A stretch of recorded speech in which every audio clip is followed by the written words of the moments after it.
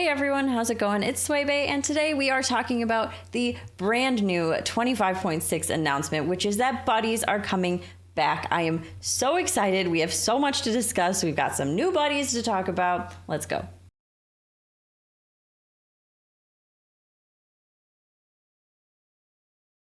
Okay, before we get into all the excitement, I do want to bring up in patch 25.4.3 that came out very recently, we did get Hamul back to the Battlegrounds, but also in the patch notes, we saw that Hamul was only going to be here until 25.6, which is the patch that got announced today. So it looks like we are saying a very brief hello and goodbye to Hamul. I'm really sad about it. I love Hamul, but seeing all of the different minion types of buddies and how they could interact with Hamul, especially when minion types are banned from a certain game, definitely understandable. But I love you, Hamul. That being said, let's talk about the first new buddy that was released in the blog post. This is Murloc Home's buddy, Watfin. The hero power, after you hero power, and you guess correctly, you get a plain copy of the minion. This is funny because whenever I play Murloc Homes, sometimes at a certain point, I'm like, this is my minion that I'm going to get. I select correctly, it's my minion. It's not. But now with Watfin, it is. We get the gold and the minion. And notably, the golden version gives you 2 plain copies, which is really nice for, you know, potentially creating a triple situation when you're playing Murloc Homes, or maybe even just like buffing your board. Also, Watfin is a beast and tier 3 minion, which we'll get to why that's important in a second, with 2/6 stats. So being a beast means that Watfin is buffable, a minion that is able to be buffed by other minions. So that's really nice for just maintaining Watfin on your board. You know, you have those buddies that are neutral and you have to buff them like with a green thumb or gems or some other way of buffing that's not as convenient as just using Mug, Jug, Houndmaster if you feel so inclined on Watfin, things like that. Now, a big difference from when buddies were in the game, if you were playing at that time, we had the buddy meter, which encouraged a very tempo-heavy playstyle, almost like 2 tempo forward, where everyone is playing the exact same curve and then getting the buddy, because buddies were very important to progress, especially to certain heroes. And then after that, then just playing a very greedy game. And so instead we have the buddy button now. Now this still encourages tempo, but not in the same way. So instead of, you know, moving along the buddy meter per amount of attack or whatever the case and maxing it out in certain turns and this and that, the buddy meter is a button you can push to get your buddy, and it costs a certain amount of gold, anywhere from 11 to 21 gold, depending on the tavern tier of your buddy. So you push it once, you get your first copy, and then you can push it a second time and you get your second and third copies. Similar to buddy meter, but not quite the same. In the blog post, it does talk about the fact that after you push the button the first time, it will reset and slightly increase. So it will take a little bit longer to get your second and third copies of your buddy. But I do like the button push. You do spend the gold instead of just receiving to your hand. And also you can kind of gauge when you want to use it. You can sell your buddy, and instead of just automatically getting those other 2 to your hand, potentially if you have a buddy you don't want to triple, that's a really nice effect as well.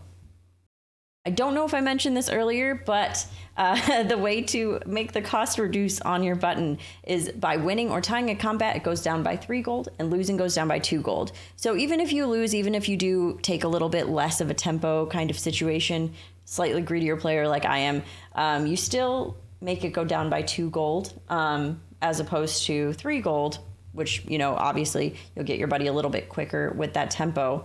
But it's very much like a weighing the pros and cons situation. If your buddy's not that good, you could take that greedier line and use the buddy when you want to. If it's a buddy maybe that does a little bit better in the later game, generally those are of a higher tavern tier and cost a little bit more anyways. So it does have a little bit more versatility than the buddy meter did, which I really, really, really like. Paying for a buddy, of course, not the most fun, but does leave a little bit of flexibility to adapt to your playstyle. And I think for me personally, I generally am a greedier player, and that's the part of buddies that I enjoyed the least because of the tempo aspect of, you know, getting as much of that buddy meter filled every single turn as possible.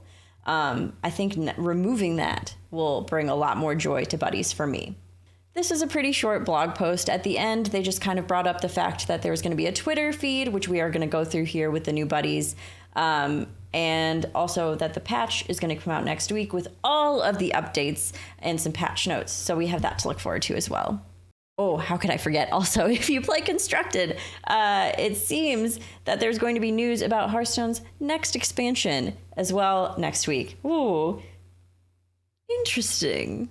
So we're going to get into these new buddies here. I really actually liked how they did this in the Twitter thread, because we also got a little bit of insight on each of the buddies. If there's like a little dev fact about like the original design of a hero or anything like that. So I thought this was really cool. I enjoyed it. For our first hero, Queen Ashara, we have a Naga. No surprise. This is a tier 3 2/4 Naga called the Imperial Defender. Whenever you cast a spellcraft spell on a different minion, you also cast it on this. It feels reminiscent of like the Stormscale Siren, I think, was the name of the minion that was like super busted when Naga came out, and it was like an end of turn effect that I think replayed spellcraft or something like that. And in the dev fact, it also talks about the synergy with Brute, Critter Wrangler, and Athissa. So that's a pretty interesting synergy with the Critter Wrangler as well, where the Imperial Defender casts a spell on itself. And if you have a Critter Wrangler, it does get that +2/+2 that the Critter Wrangler offers. That's pretty interesting. It's a tier 3, so that's decently early. I don't think this is busted, but I do think it's quite good. I think it would fit well in just like a Queen Ashara Naga board. And if you are playing like early Naga to get the hero power activated for Queen Ashara, this is a nice way to do that, as it mentions in the dev fact. I think it's solidly okay. Matches well, not busted. It's good. It's not bad. For our next hero, we have Ozumat, whose buddy is the inverse of the name Ozumat, and it's Tomuzo, with an Avenge mechanic, Avenge upgrade, Tentacular, which is the hero power, 5 +1/+1. This is a 4/4 beast, also on 3. So again, decently early, and if you play some kind of like token build, so this is interesting, right? Because it does have an Avenge 2. Avenge 2 is not that bad, but you are going to want to have it closer to the back of your board. By the way, random, but this card art is beautiful. I really like it. But you're going to want to have it a little bit closer to the back of your board to get the Avenge power. And upgrading the hero power is pretty good. But if you're playing something tokeny to get more value from the Avenge, then you're not really cycling. Tokens and cycling is not, especially like a summoning board, like a swarm board, you're not cycling as often as you would be for like something where you're building large minions, like we're talking Magmalock, Pirates, Elementals, things where you really sell often, which, you know, helps summon that really large unit. But I guess if you're getting that Avenge power, you don't have to cycle as hard, or potentially you could lead the beginning of the game getting the value from a swarm board or things that summon other things, and then by the end of the game you can begin cycling and just have a really large taunt. I think that this is really good for tempo. I like it. There are definitely builds, I will say, with Ozumat that you don't necessarily care to have the taunt summon. I like that it's a beast just like the taunt, so if you are utilizing it, if you're utilizing any beast buffs, you can use it on Tomuzo as well. It's really hard to say. But I'm kind of 50-50 on this, because there, like I said, there are those turns where you don't necessarily want that taunt. But having another large body on the board is never a bad thing, and being able to get that hero power buffed, also never a bad thing. Next we have Lady V with the Coilfang Elite. This is a tier 2, so this is actually the lowest cost buddy that we've seen so far. It's a 3/4 Naga as well for Lady V. After a spellcraft minion appears in Bob's Tavern, get a copy of its spell. And the dev fact was this is one of Lady V's initial hero power designs. So that's pretty cool. And the first of the whenever something appears in Bob's Tavern effect, also really interesting. Now, that being said, it's nice tempo, especially considering the hero power of making the first spellcraft permanent. Just in case you didn't actually get a chance to play a Naga, that's nice that you just have one in the shop, so you get that spellcraft. You don't have enough gold to push the button, whatever the case may be. I think this is pretty good. It's nice tempo. I don't think it's broken. I think in terms of some of the other buddies, it's definitely a little bit lower on the power level. However, it is a tier 2. You can use it early, just kind of get your start going to be able to tempo into your end game. I like it. After having talked about these like 3 buddies so far, I feel like I should not be a food critic. Yeah, okay. I like it. All right, moving on. We have our Heist Baron Togwaggle buddy. This is Waxadread the Drippy. Okay, first thing I noticed about this card, because I personally like to find weird synergies and strange things. This is an elemental dragon. I thought that was really interesting. This is a dual type minion. Waxadread is an elemental dragon. It makes sense in terms of just, what Waxadread is, but I like that. It's fun. It's a tier 4, 5/7. This is a battle cry effect, and before we say anything else, I will say it's not usable with Bran, but it's a battle cry where you refresh Bob's Tavern with the highest tier minion from each opponent's warband. So you can take it's got a lot of purposes, right? It's kind of a scope into what your opponents are doing. It's fantastic if all your opponents are, playing undead or elementals, or, half the lobby's doing the same thing. That's phenomenal.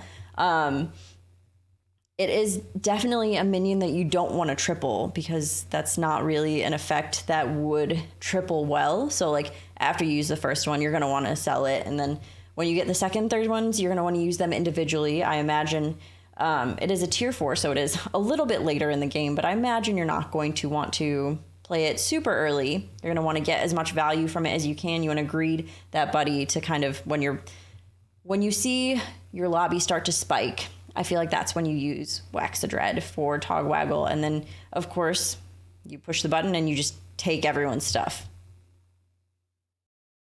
I mean, yeah, that feels... it feels conditional, right? It feels situational, but there are a lot of really good situations I can think of right now that would be so good. There are definitely bad ones too.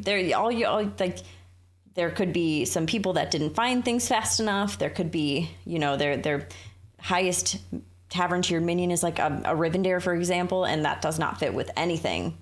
So it could be a whiff. Or you could get like, this wouldn't happen. This is, of course, this is what I would say. This is the Sway Dream, but like you could get like a full shop of Theatar because everyone just really wants to play Tea Time. Again, probably would never happen, but let me wish. This one is fun. Okay, we have Denathrius here with the Shady Aristocrat. So we're going to talk about the dev fact first because I was curious about this. So they were talking about the challenge to have multiple quests with the buddy button, because you don't have that other side open anymore, because we did with the quests, and then Denathrius with just the undead and dual type minion release was just the hero power. So buddy button taking up that other spot now. Where does the quest go? But the card-based reward is the valuable thing here. So you discover a quest, and when you complete it, you get an 8 gold coin pouch. This is a battle cry. It's a neutral. It's a tier 2, so it is very early, and it is a 2/2. 2/2. I know what you're going to say. Does it work with Bran? I would like to know as well. So if you know, let me know, because it sounds like it would. Right? You just discovered 2 quests. I don't see why it wouldn't. And then you get 2 8 gold coin pouches. Yeah. Right? Maybe. Anyways, I know what I'm trying on day 1. it is that. Next up, we have Sylvanas Windrunner with the buddy Nathanos Blightcaller. Oh, Nathanos. This is a callback to Sylvanas' original hero power. It's a tier 5 minion, undead 3/6. It is a battle cry. Remove a friendly minion, give its stats to its neighbors. So we know Sylvanas, when first introduced to Battlegrounds, did remove a minion and give those stats. So we see the callback. Now Sylvanas has a hero power that buffs everything that died in the last combat. Now, I have to say, I can see a time and place where this could be fun. I believe the golden version gives double the stats. So it doesn't feel like the worst thing to golden if you want the discover. It is an undead, so it does have that undead synergy if you want it. But also I don't really love it. And like if you play two separate ones, you still like it kind of depends on the situation. Like if you've got one minion that you're really, really buffing and would like to give it stats. But that being said, this feels very much like a golden ball of minions. So I don't know if ball of minions is being removed. I hope not, but like this doesn't feel that good. And especially being at tier 5, I do feel like this is not, unfortunately, maybe good enough to hold up for Sylvanas. I may be missing something. Like I may be not looking at this correctly. Tell me what you think. Tell me if I'm wrong. I don't feel like it's that good. I don't know. Moving on, we've got the Jailer. Now, the buddy is the Mossworn Soulkeeper. This is an undead 3/3 on tier 3. So, mid-game. This is a Death Rattle minion. Summon 3 random tier 1 minions. So, we know Jailer does hero power progress by having minions die. So, this is kind of nice to, get some swarm situation going on the board, especially if you don't like just have some from the shop. You're just low rolling. You just have minions that are not summoning other things to continue to progress the hero power. This could be good to, get the hero power really going. I like the variety of the random tier 1 minions. So that's kind of nice. With like the different amounts of attack. Like you could randomly get like the, what are they called? The Rothhide Gnolls that get that buff attack based on the rest of the board dying. It may not be the worst situation. I feel like it's kind of Sneedy. Like similar to Sneed, right? Because you can hero power a 2 or a 1 and then you just get another 1 drop after that dies. So it feels kind of like that. But it does progress the hero power. It's not bad for what the Jailer has to offer, definitely.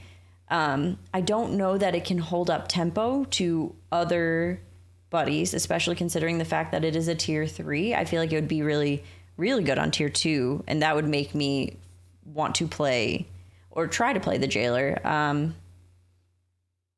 Yeah, it's okay. It's not bad. I'm 50-50 on it. I'll give it a try. Up next, we have Enhanceo Mechano with the Enhanceo Medico. This is a mech. This is a tier 2, 2/3. Minions in Bob's Tavern with Taunt, Reborn, Wind Fury, or Divine Shield have +1/+1 for each. So just like a nice little buff for those minions with the different effects, different keywords on those minions. Nice little buff.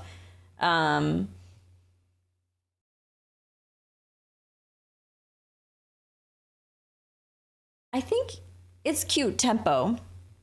It's cute. It's tempo. I wonder. Oh, I wonder if you. So like this seems to be like an aura, right? Because it's like an ongoing effect. So I'm curious if like Naga are in, right? You can spellcraft things in the shop. So like say you have what are they called? Wave Riders that give Wind Fury. I wonder if you were to put the Wind Fury on a minion in the shop, if it would have that extra buff from Enhanceo Medico, And then when you buy it and after the effect wears off in the next turn, if that +1/+1 would stick. That's super conditional, but I'm very curious about that. But it's cute. It's a little tempo. Enhanceo already is sometimes like, Enhanceo is definitely a hero where you could high roll, low roll. Just depends on what you're offered and depends on the random effect that's applied in the shop. But could be fun. Could be a fun little tempo piece for sure. Moving on now, we have Professor Putricide with Fester Gut. I feel really weird saying Fester Gut. Fester Gut. Sounds icky, but also I think that's the point. So this is a very, very important dev comment that I think we need to talk about before we read the card text. The dev comment is that it is playing with the same rules as Putricide. So it says random, but is tavern tier bound. So if you play Fester Gut and you're on tier 4, you cannot get a tier 6 random undead creation. That being said, Fester Gut is a death rattle, summon a random undead creation, tier 4, stats of 5, 2, and undead. So it does have that undead synergy. So if you get like Sister Death Whisper and then you can start buffing your Fester Gut, it does have that death rattle. It could randomly be fantastic. It could absolutely randomly be fantastic. You could get some gold. You could get some skeletons. You could get a dragon. You could get some buffs. Maybe. Eternal Knights. You know, it could literally be stuff. Yeah. This is fun. I like this. There's already that level of RNG with Professor Putricide's hero power of what you can possibly create with the hero power. I think that this is a fun little extra. I say a lot of things are cute, but I don't think I will ever call Fester Gut cute. I'm really sorry, Fester Gut. Got a lot going on there. And last but not least, we have Taryn Gorefiend. Now, Taryn has been a recent addition, and we have loved seeing Taryn with some Leaper builds, some Undead builds. I have, unfortunately, really, really tried to make bomb build work with Taryn, and it just never does. But I will not give up. Yes, but we have our buddy, the Shadowy Construct. This is an undead. It is a 3/4 tier 3 minion. After a friendly minion dies, give its neighbors +1/+1. So this is kind of interesting for just the Terran effect in general. I don't know that +1/+1 is enough per se. It does have that undead scaling, as we talked about. But like, I'm not sure that just +1/+1 will be enough. I feel like +2/+2 would be like really, really good. But I feel like it's kind of like, if this is like the space between like OP and like very, very not good, I feel like it's like right here, just right, floating right there. So it's just halfway and a little bit below, like good, you know, it's good. If you already have the whole Terran thing going on for yourself and you got it going, which I do, like I have kind of had the experience of it being another very conditional, you find your things, you're good. You don't find your things, you're not so good situation. There are fun, like random things that you wouldn't think about, like, you know, procking like a selfless with it or things like that. And it does work out well that way. So I'm curious to see how Shadowy Construct can make that even better. All right, I think we covered everything. I think we talked about it all. We got our buddy meter that is gone, so it's a buddy button now. We have our new buddies. We said goodbye to Hamul. Very sad about that, by the way. And I think we covered it all. So coming up here shortly on this channel, we have our next 5 days of top 5. We did it for 25-2 with the introduction of undead and dual type minions. We are going to be doing it again for our Battlegrounds buddies. So we'll be doing 5 days of top 5 starting tomorrow, not including Friday because Friday is a very special video. So lots of YouTube fun coming up this week. I hope you all enjoy it. Remember to like and subscribe. In the comments, let me know what buddies you are excited to try. Let me know if you think I was wrong about any of those buddies, which, you know, obviously I was not. But I'm just kidding. Let me know if you think any of them are broken, if you think any of them are better than I thought they were going to be. I missed buddies. I'm very excited to see them back. I hope you enjoyed the video. Thank you so much for watching. Take care. Bye.